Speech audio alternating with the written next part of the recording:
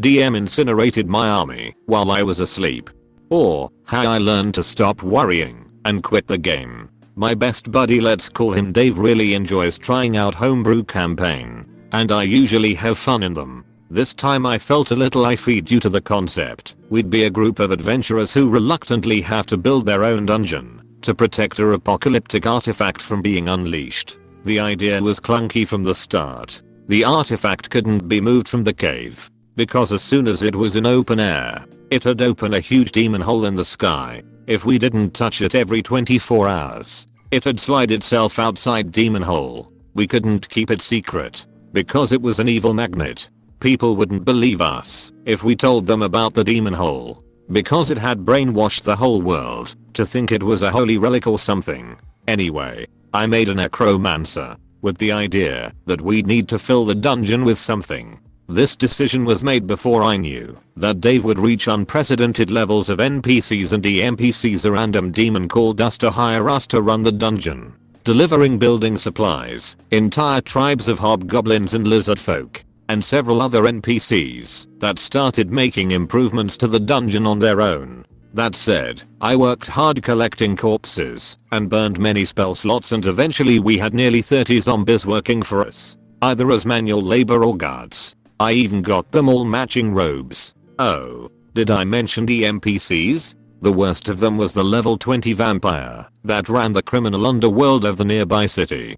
Dave took great pleasure in showing us how uber powerful he was and how he was not to be messed with. Then at one point, the vampire did us a favor by sending 3 of his craftsmen to work on our dungeon. They proceeded to bicker and argue with the party members and each other, at which point I rollerplayed my lethal evil alignment Ike. I ordered the loudest one to slap himself and told them they followed our orders and they needed to fall in line. They seemed cowed, so I left the hobgoblin lieutenant in charge and went back home, taking just my bodyguard skeleton and my newest pair of zombies that needed cleaning. The next morning one of the other party members entered our dungeon to find that all of my zombies had been gathered up and burned in a huge bonfire. My growing horde, my forces that I'd managed as carefully as a football team, my most trustworthy minions, my pride and joy, all the matching robes, burned. In-game, the bickering NPC had convinced all the other NPCs, including 3 other factions, that my orders had disrespected the vampire.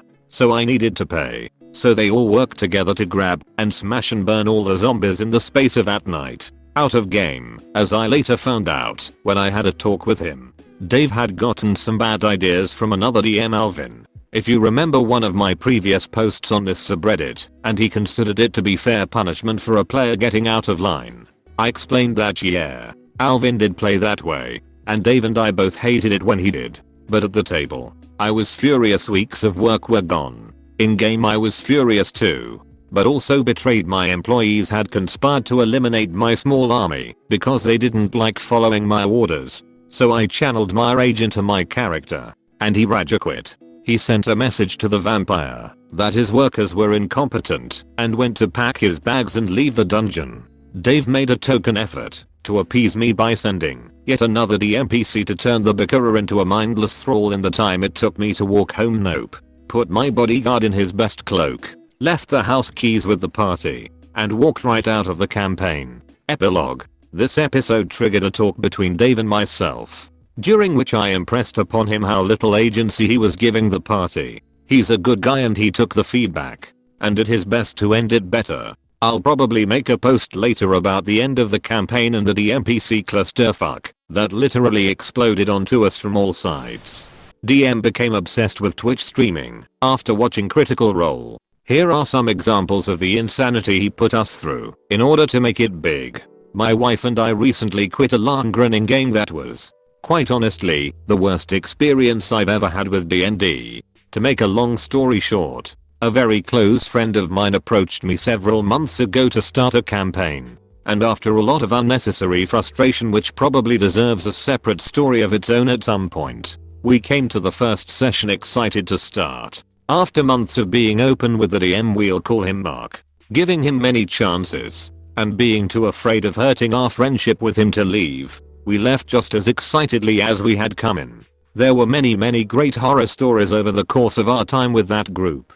But here are the highlights. I'll start with the moment things first started to go downhill. The first couple of sessions weren't so bad, and it was pretty routine stuff. The party met in a tavern. We were asked to train villagers to repel a bandit threat, that sort of thing. The third or fourth session, though, we showed up to find that Mark and his wife, Lydia, had spent a ton of money littering their living room with cameras, projectors, and D&D memorabilia, practically overnight. "I've been watching this cool show called Critical Role," Mark said, "and I've decided we are going to be Twitch streamers. Also, we are going to switch from 3.5 to 5e, starting now." My wife and I realized that he had asked Lydia and Kevin for their opinion on this, but not ours. We had no idea this was coming, but we saw how much money Mark and Lydia dropped on it, so we felt obligated to give it a try. What followed was incredibly awkward. We weren't expecting to be asked to perform in front of a camera,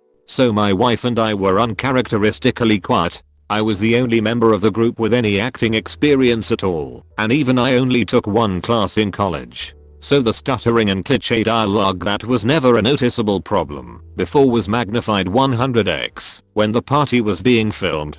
Mark's utter lack of familiarity with the new edition was also evident when your DM has to stop and look up a rule. That 5-minute pause doesn't seem like much, but it seems like an eternity when you know people are waiting for you to hurry up.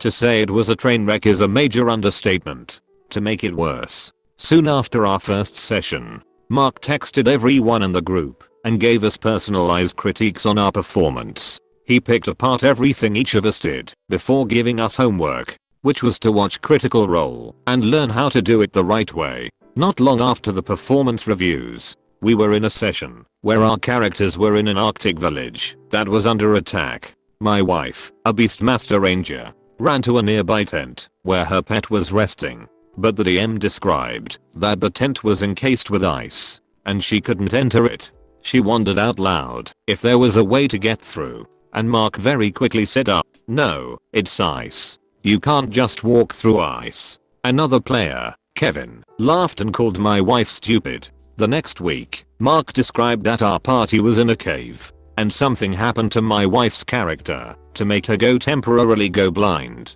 She asked if she could hear something, and Mark said, in a huff, "Obviously not, you're blind." My wife and I gave each other a look, but the other two members of the party didn't seem bothered.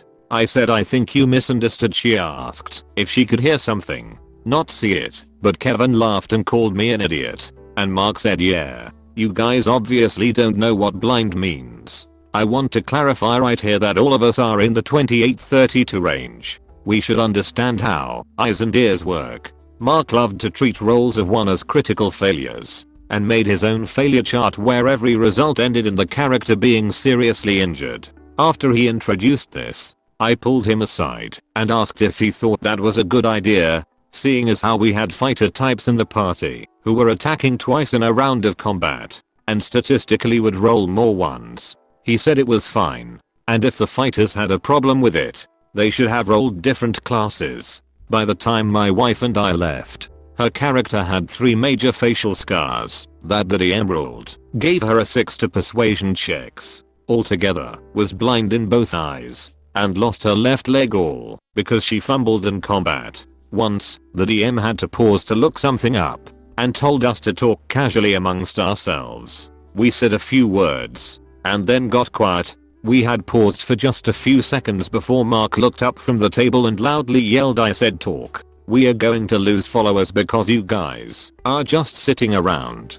One session, my wife asked, "Can my character break away from the crowd for a second and see if a certain NPC is here?" Mark's response was, "I don't know. Can you?" You know, guys, in Critical Role, the players don't ask for permission to do something, they just do it. It's more professional. The fact that you aren't doing that clearly shows that you aren't doing the homework I'm giving you." He then dismissed her question and pretended she never asked anything in the first place. The shit monster incident. Good lord. I was playing a rogue and wanted to multiclass to warlock. I asked Mark to make sure he was okay with it, and he agreed as long as I presented him with an idea for my patron before I went ahead and leveled up. Mark loved the concept I wrote up, but told me I could only multiclass if I agreed to have a trade-off for my new abilities. I was wary, but I assumed he meant something minor, like potentially having fear of consequences of me siphoning this being's power, or something. Instead, he insisted that my character instantly had to become insane, because he was hearing voices from a being from space. He drew up another chart, which was supposed to simulate my character's insanity, and it was basically as unfair as his fumble chart I had to roll every day to see if my character randomly lost one of his senses, couldn't speak for the day, and similar things. I could only get away with not sucking for the day by rolling a 20. I refused and told him it felt like he was punishing me for multiclassing. Other party members had done it without any repercussions, so it seemed weird that I had to suffer drawbacks for using a mechanic outlined in the book. He argued that my level 1 warlock abilities would make my character way more powerful than the rest of the party, and I needed some kind of restraint so I didn't outperform everyone. I refused and told him to forget it. I just showed up next session with a new level in Rogue. Mark started the cameras and told the party that I was now warlock, and as a result, my character was now blind. He then narrated how I was arrested out of nowhere by guards, taken to an underground prison, and I had to sit for our entire 6-hour session without getting any screen time or getting to participate at all, while my party had to rescue me. At the end of that session, the DM had a randomly passing fairy attack me and cast a spell on a nearby outhouse to create a sentient shit monster that on a hit KO'd me. No attempts to save, just instantly knocked unconscious. He pulled me aside afterward and admitted that he purposely invented this particular fairy and made it resistant to all of my abilities, and made the DC to resist it impossibly high. He did this, he said, because I needed to understand that he was the DM. I was the player, and I needed to respect his rules. After the first few of these stories, I decided to invite Mark out for a beer so I could talk to him in person. I told him, as gently yet firmly as I could, that while I had no issue with his desire to start streaming, I thought he was taking it way too seriously and was jeopardizing the fun of the game for everyone else. I also told him that if things didn't change, and pretty quickly, my wife and I would probably leave. He said he understood my frustrations and then immediately blamed Kevin for everything because it was his idea to stream in the first place.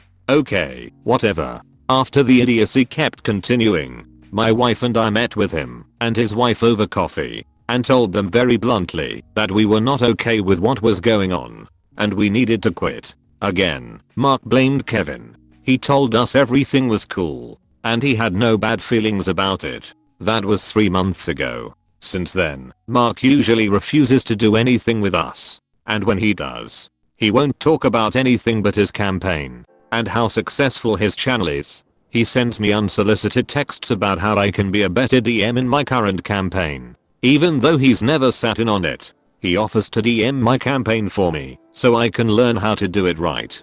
His most recent trick has been to text me to let me know that they're having an amazing time without me, and I should feel bad for letting his group down. Even though we've been friends for 18 years, our relationship has dissolved into me receiving passive-aggressive texts a few times a week. And that, folks, is the tale of how DM's critical role obsession ruined an entire campaign for me.